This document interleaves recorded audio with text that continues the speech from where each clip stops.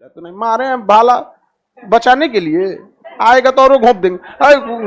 ना छोड़ दे ले जा। और तो सोचा ब्रेड और रेड गिरा दे, तो ये देख लिया ये कौन उड़न खटोला लेके आया रे, मार तीर से लगा सब सेना को मारने। देखिए बैरन और नारकोंडम एक ज्वालामुखी है सब। क्या है सर? ज्वालामुखी। ये ज्वालामुखी में नारकोंडम अब नहीं रहा है, न से नारकोंडम न से नहीं, यानी मरा हुआ ज्वालामुखी नारकोंडम। अब बैरन ज्वालामुखी अभी भी है, उसमें से धुआं हुआ निकलते रहता था, सुसुप्त है, कभी भी भड़क जाता है। तो जो कभी कभी 30 साल 40 साल पे एक बार भड़कता है उसे सुसुप्त कहते हैं, और जो हमेशा भड़कते रहता है उसे सक्रिय। और जो कभी नहीं भड़कता है मृत। तो नारकोंडम कैसा है? मृत। इन ज्वालामुखी से कई राख वगैरह निकलते थे। यहाँ का पानी क्या हो जाता था? काला। यहाँ पे पोर्ट ब्लेयर में एक जेल है, सेलुलर जेल। पोर्ट ब्लेयर मिला, वहां पे एक जेल है। कौन जेल है? Cellular jail. सेलुलर जेल में ही काला पानी की सजा दी जाती थी। काला पानी की सजा कहां दी जाती? सेलुलर। काला पानी की सजा सेलुलर जेल। यहाँ बहुत लोगों को सजा दी गई। वीर सावरकर को जब यहाँ सजा दिया गया था तो कोयला से दीवालों पर क्या लिखा था? इतिहास। उस समय भारतीय स्वतंत्रता का इतिहास बड़ा थोड़ी था, तो उन्होंने कोयला से ही क्या लिख दिया था? इतिहास लिख दिया था। स्वतंत्रता सेनानियों को यहाँ ले जाकर बड़ी मार मारता था सब, वहां पे मारता था दिन भर। वहां पे ये नारियल पेरवाता था उसका तेल निकलवाने के लिए, नारियल का तेल निकलवा, बड़ी ज्यादा यातना देता था। खाना पीना बहुत कम देता था। यहाँ मलेरिया फैल जाता था, लोग मर जाते थे। ऐसे ही काला पानी की सजा कहाँ दी जाती, मतलब सजा कहाँ दिया था? Port Blair. और यहाँ सैनिकों को रखा जाता था जो ताकि वो भाग न जाए। तो एगो पठान सैनिक को रखे थे सब, अफगानिस्तान से पकड़ के। वो सब शुरुए का बवाली होता है। सिकंदर भी बोला, सिकंदर जो था एक बार अफगानिस्तान पर हमला करने गया था और 2 साल तक वहीं रह गया, आगे नहीं बढ़ पा रहा था। तो उसकी माँ खत लिख के भेजी कि क्या तुम राजा बनेगा रे, 2 साल से तुम अफगानिस्तान में है। तो ऐसा इतिहास में कहा जाता है कि उसने अफगानिस्तान की मिट्टी भेजा था अपने घर पे, और माँ से कहा था ना इस मिट्टी को ना मोहल्ले में छिड़क देना। तो उसकी माँ ने मिट्टी को मोहल्ले में छिड़क दिया। तो ऐसा कहा जाता है कि उस मोहल्ले में बस झगड़ा चालू हो गया। मतलब वह खाली मरखा ये है सब, इसी मतलब मार धार। वहां पे कोई अफगानिस्तान वाला, तो अफगानिस्तान के यहाँ पे रखा गया था सैनिकों को। तो तुम देखो यहाँ पर ये जो कैदी हैं सब, लॉर्ड मेयो था, भारत का वायसराय, गया था वहां लॉर्ड मेयो घूमने अंडमान निकोबार, मारा, एक भाला मार दिया उसको, लॉर्ड मेयो को। तो भारत में गवर्नर जनरल जिसकी हत्या की गई, लॉर्ड मेयो, मार दिया भाला, आर पार हो गए यहाँ पर लॉर्ड मेयो।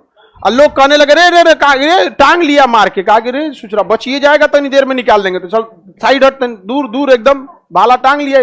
तो नहीं मारे हैं भाला बचाने के लिए, आएगा तो और घोंप देंगे। ना छोड़ दे ले जा। और घोंप दे, जब तक मार ना गए उनको छोड़ देना किया, मारा धाए दूध जाइए गए वहां पर, ठीक किया। ऐसा भारत वाला 2-4 को भाला मारा रहता सब ना, सब डेराइल रहता सब। लेकिन भारत में क्या है, अंग्रेज जानते थे सर, पहले एक एक करके मारो, बंगाली को मारो वो चुप रहेंगे, फिर बिहारी को मारो बाकी चुप रहेंगे, मराठी को मारो वो चुप रहेंगे, फिर पंजाबियों को मारा, मुसलमानों को मारा, दक्षिण भारत वालों को, धीरे धीरे सर जब सबको पीट दिया तो अब हल्ला हो गया कि सब जना पिटैलो रे। मार एक रहा यहाँ पर समझ। जब तक अलगे पिटा रहे थे लोग, कोई नहीं आया था। जब सब जना पिटा गए तब आया। समझ में आएगी नहीं आएगा? तो अंडमान निकोबार में किस गवर्नर की मृत्यु हुई थी? लॉर्ड मेयो की। अंडमान के सेलुलर जेल पर इतिहास किसने लिखा था? वीर सावरकर। किसने लिखा? सावरकर, वीर सावरकर। किसी को कोई दिक्कत नहीं है यार? इसमें कौन पाकिस्तानी है जी?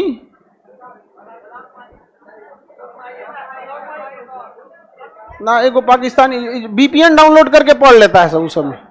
असल में उन सब के यहाँ तो पढ़ाया जाता नहीं होगा। उस सब के यहाँ पढ़ाएगा कौन चीज था? 1947 के बाद तो इतिहास पैदा हुआ उन सब का। उससे पहले पढ़ाएगा तो उसके अब्बा के बारे में पढ़ाना पड़ेगा। समझ में आया कि नहीं? हम लोग वास्को डी गामा के बारे में पढ़ते हुए अब्बा के बारे में पढ़ेगा। ये जो जितना अंडमान निकोबार देख रहे हैं ना, ये हिमालय पर्वत है। हिमालय पर्वत जो है ना, यहां से गया है और यहाँ नीचे हो गया और यहाँ ढांस गया है और फिर यहाँ उठ गया है। तो बताइए अंडमान निकोबार किस पर्वत पर है? हाँ, हिमालय। कौन पर्वत है? हिमालय पर्वत। तो हिमालय का सुदूर समुद्र में डूबा हुआ एरिया क्या कहलाता है? अंडमान निकोबार। समझ में आ गया कि नहीं आ गया? अंडमान निकोबार में आज भी जनजातीय टाइप के लोग रहते हैं। सेंटेली जनजाति वहां की सबसे खतरनाक जन। एक छोटा सा आइलैंड है जिसका नाम है सेंटेनियल आइलैंड। उस सेंटेलियन आइलैंड पे कौन रहते हैं? सेंटेली।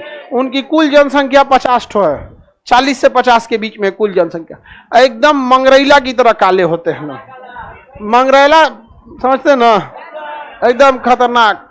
और ना तीर धनुष लेके रहते हैं, और कोई उनके टेरिटरी पे दूसरा आ गया मार देते हैं तुरंत। हाँ, कोई भी आ गया मार देते हैं।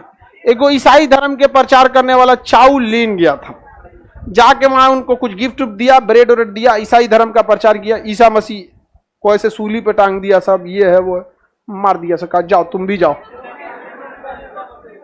मार दिया सर। ना कुछ खाएगा ना कुछ, कोई मतलब नहीं, तुम बाहर का है, कैसे आ गया यहाँ पर? मार देते हैं सो तीर लेके। सबसे खतरनाक जनजाति कौन? सेंटेल। आई चल गया ईसाई धर्म का प्रचार करने, मार दिया सर उसको। वहां पे बहुत भयानक बवाल हुआ था। वो भारत से अमेरिका वाला बोला सर कैसे मार दिया, हमारा एक नागरिक मारा गया। कहा कि वो जब मना किया गया तो गया कायली हुआ, तो हम लोग न जाते हैं। 2004 में सुनामी आया था इंडोनेशिया में। तो इंडोनेशिया जस्ट इससे थोड़ा दूर है, यहाँ से 200 किलोमीटर है। तो यहाँ पे भी तबाही आई थी।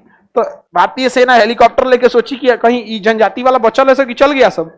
तो सोचा ब्रेड और रेड गिरा दे। तो ये देख लिया ये कौन उड़न खटोला लेके आया रे, मार तीर से लगा सब सेना को मारने। सेना हेलीकॉप्टर उठाई चल दी, कहा कि इनको कोई दिक्कत नहीं। तो अभी हरियार आ रहा है सब एकदम बढ़िया बढ़िया से। सब कुछ कुछ समुद्री जीव को निकाल के खाता है सब। नारियल पानी पी लेगा बढ़िया से, नारियल वगैरह, ज्यादा दिक्कत नहीं है।